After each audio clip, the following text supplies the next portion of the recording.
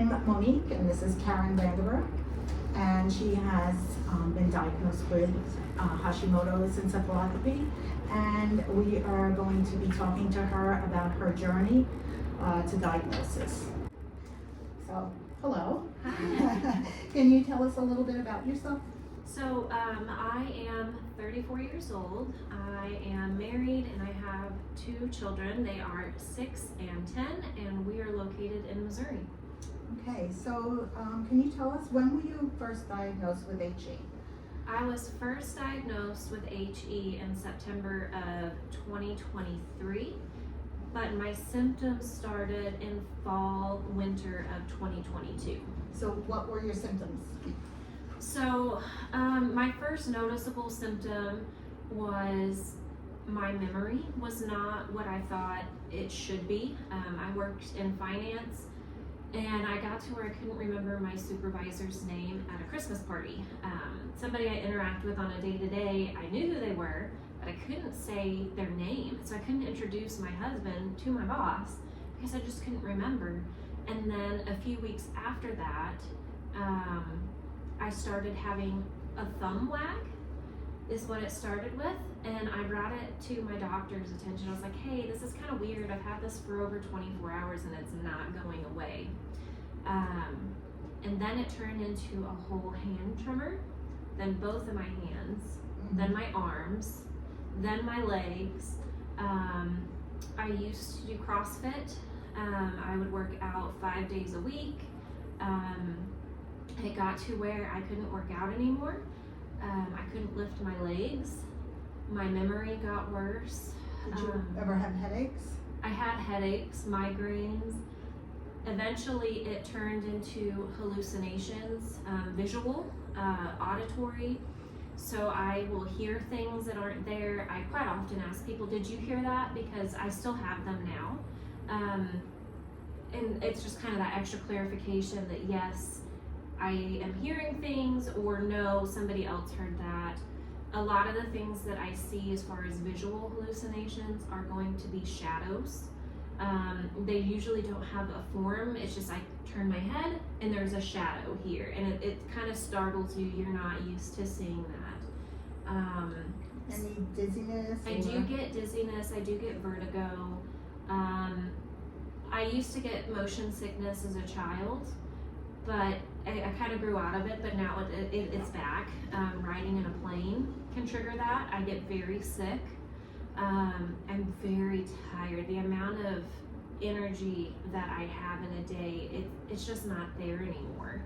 And if you don't mind me asking, how old are you? I'm 34. Oh, so you're young, so you should have a lot of energy to play with my kids. There's days that I literally, I'm still able to work. Should I work? I'm not sure, but I do work because that's what my family needs me to do at this time.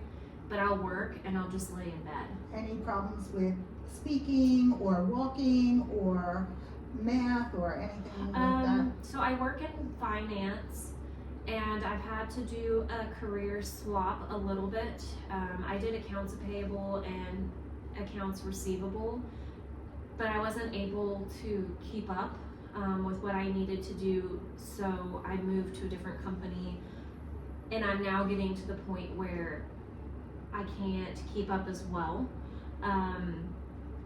But mainly it's going to be my speech. Sometimes it's garbled. I say things that aren't, so my husband sneezed one day, and I very much asked him, I said, why are you screaming at me? Because my mind was not computing the two together.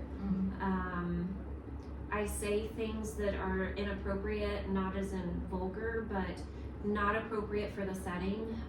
We can be talking about Christmas, and I'll say something about baked goods, or something out like out of context, makes Uh-huh. absolutely no sense. My kids pick up on it. They're like, Mom, why did you say that? So how long did it take you to get diagnosed? It took me 9 months.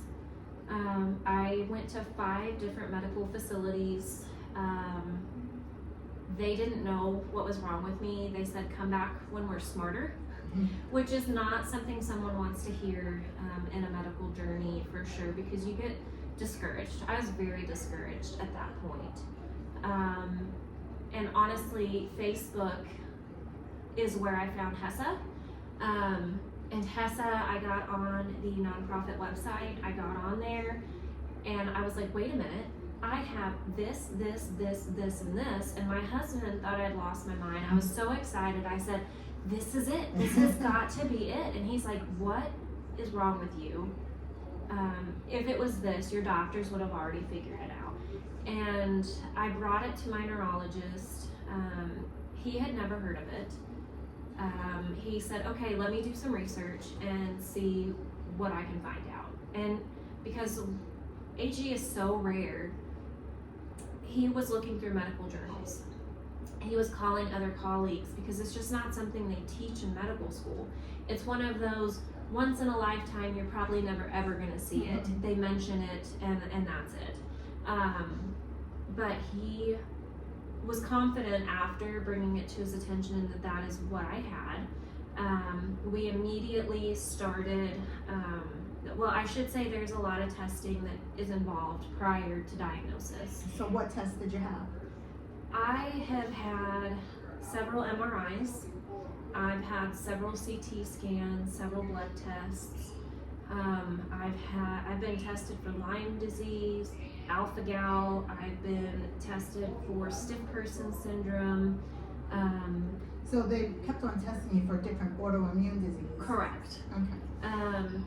At first, when I presented as Parkinson's, ALS, MS. They thought I had a brain tumor.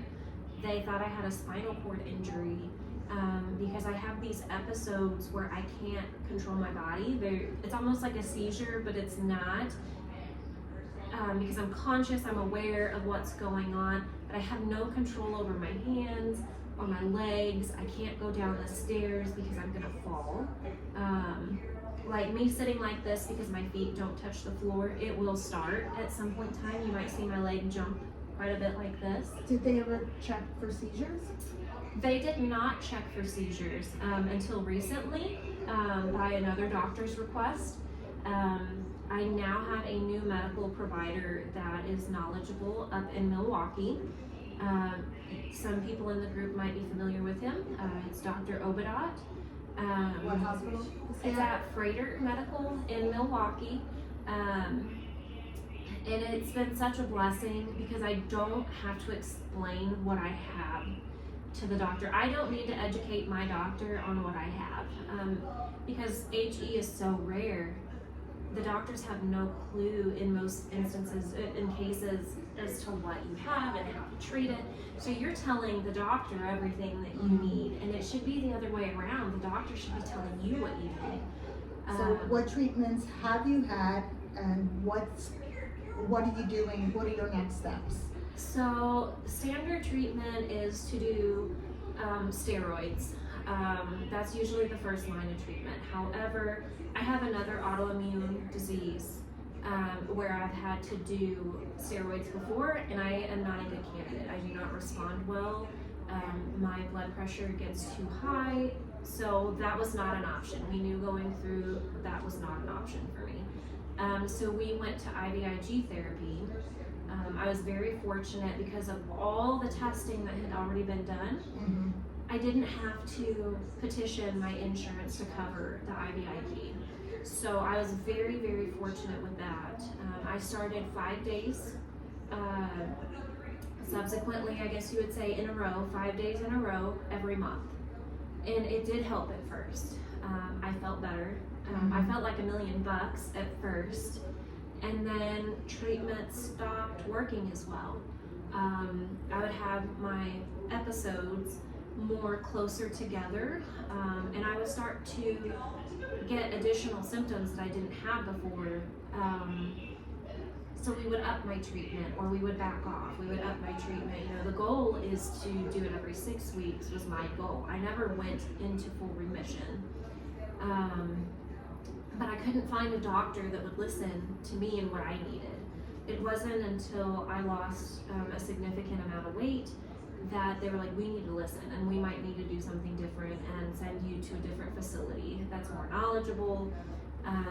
And so I found that with Dr. Obadad. He's not even questioned what I need. He says, you need a PET scan, you need a neuropsych test. And once I have those things, I feel comfortable moving forward with the next line of therapy, which for me would be Rituxan. Yes, and I'm sorry guys, I have a hard time remembering. That plan's usually not for everybody. And it's not something a decision that's made lightly, because I do have children at home. But they want their mom back. They know mom's sick. Mom goes to the doctor all the time. When I was doing IVIG therapy, because I didn't have a port, I was left accessed when I go home. And when you have a 2 and 3-year-old at the time, carrying them while accessed, that wasn't really a quality of life for me and my kids. I felt better, but I wasn't where I needed to be the best mom I could be for them. So I'm very hopeful that with Rituxan, I can get there again. Well, just in case, Yeah. there's a lot of other options. Yes. A lot of them are off labels. But, Yes.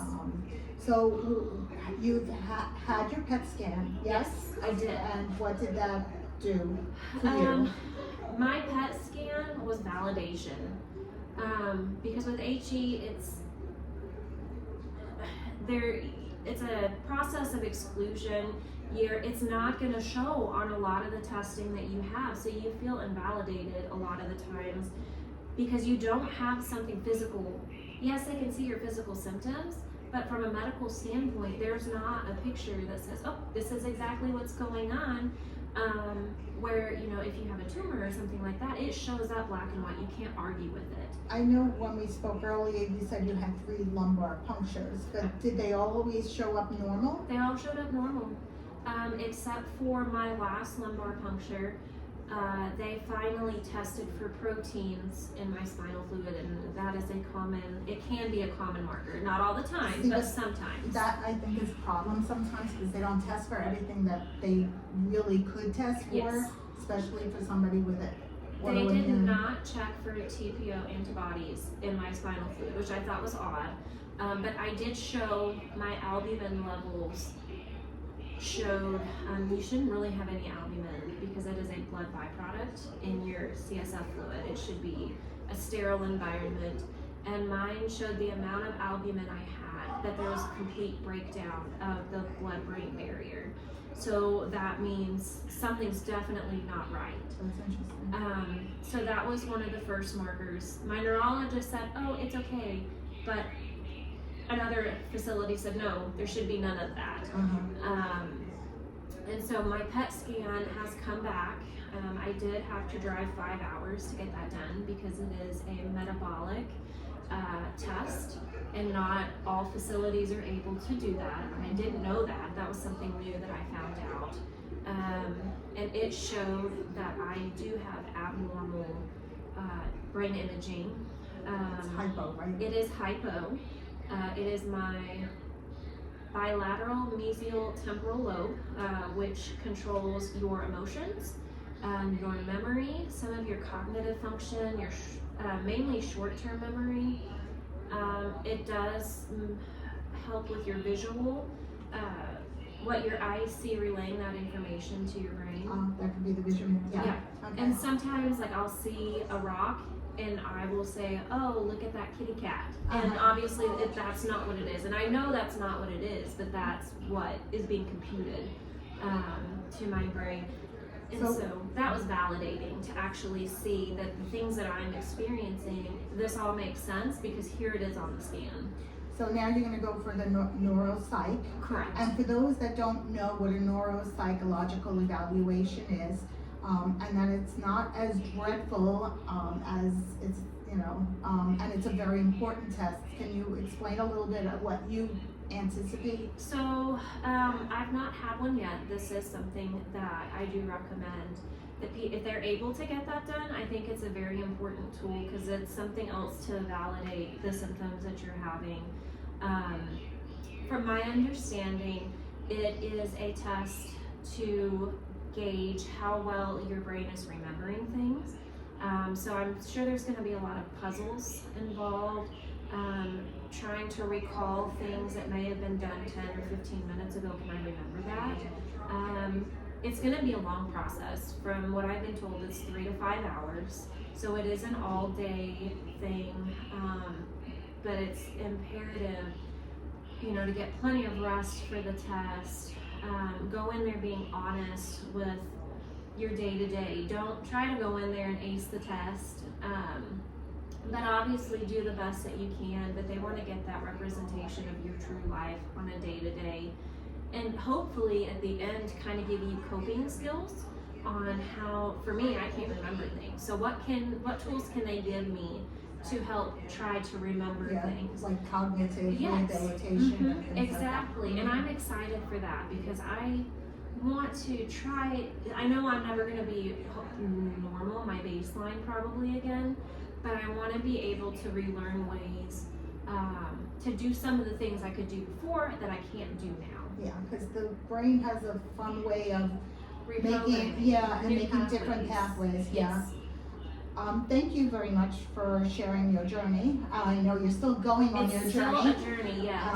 And hopefully, you're going I'm to go very- into remission, and I'm very hopeful. I'm very confident that I now have the right medical team. That is crucial. well, that's what I was going to ask you. If you had one word or advice, or a couple of words of advice for people out there that may think that they have Hashimoto's encephalopathy, would you say to? I tell people that you have to advocate for yourself, and it can be very hard to do because when you look at me, I am a healthy 34-year-old young woman. You don't see anything wrong with me, but if you've known me for a while, you know there's something wrong. And so advocate for yourself. Don't settle for mediocre. And you are going to get a lot of people that say it's just anxiety, it's just this, and it's not necessarily right. And so don't give up, fight. I had received some advice from the Cleveland clinic that you guys had put on in October of last year from another, an actual caregiver of one of the patients, that she said, reach out to your health insurance. They have patient advocates. So I'm not spinning my wheels. They were doing the spinning for me. And that was nice because that took some of the pressure off of me and put it on my insurance company. And so that was wonderful. And so they started to advocate for me as well. One more quick question. I know you drive with somebody to come up here for 10 hours. It's a 10-hour Yes. car ride. And you're coming for, where are you staying? So I have been very fortunate that I have been able to stay at Kathy's house, which it is literally, I could throw a rock right now and hit the hospital. They have a shuttle service. It is a minimal fee to stay here. They do require a 3-night minimum. That does not mean you have to be a patient at the hospital those 3 days. So for me, it required a day to drive up. So that's 1 night. A day for, I go see Dr. Obadot. And then I also have another day for my neuropsych testing, a day to rest, and then a day to come home. So a lot of people have the misconception you have to have 3 days worth of appointments. You do not. You just have to be away from home for those 3 days. But your doctor has to write kind of like a prescription doctor for it, has or? to call and make the recommendation. It is a $50 a night donation. And that is to help keep the lights on. They do have meals that are provided Monday through Friday, volunteers that come in and serve food. It is very homey. Everybody has been so wonderful and nice. They're very accommodating if you need anything. And there's people from all over the United States here. And so, you know, you may feel a little like a fish out of water, but everyone here has been amazing. I've not had any issues I do recommend that if you know you are going to come up here to potentially see Dr. Obadot, once you have that appointment confirmation, ask about Kathy's house and if they can send that referral. I did not have that the first time I came up here, and I had a significant out-of-pocket expense for my hotels because you are in a big city, you're in Milwaukee. And I didn't know this was available to me at the time, but now I know. And so if you are coming up here, ask for that recommendation up front. They do a background check to make sure that it is safe for you to be here and for the other people that are visiting. But it was a very easy process. Awesome. Thank you very, very much. I appreciate it greatly. I appreciate HESA because without HESA, I would not have the diagnosis that I have today. And so it's very important that nonprofits like this are there. The donations that you guys receive from patients like myself and from others, that is what keeps the doors open for people like me who don't know where to turn to, don't know where to go. You guys are paving that pathway. The Cleveland Clinic is where I met Dr. Obadot, and some of those connections are what got me into Dr. Obadot. And so without HESA in general, I would not be where I'm at today. I would still be chasing my tail, trying to figure out what is wrong with me, because I've been to other university hospitals. But also you were brave enough to take that leap of faith to go to the Cleveland Clinic to our informational day seminar that we went. I highly recommend going if you're able to. I highly, highly recommend that you take the time, if you're financially able, to go to the workshops, the studies, meeting the other doctors, because they're learning from us as well. But even meeting, I mean, yesterday we had the little meetup. We did, and it was wonderful. I've been sick for over 15 years, and I was so happy to hear that somebody had the same symptoms I had, because I thought I was the only one. Yeah. And as we talk more, we still are like, really? Okay, I thought that was just me, and it's just a one-off, and I'm a little bit goofy, but you know, in my own way. But it's validating to meet somebody else that experiences what you have. Again, I thank you very much on behalf of myself, HESA, Susan Foley, the head of HESA. Thank you. No, thank Appreciate you it. guys.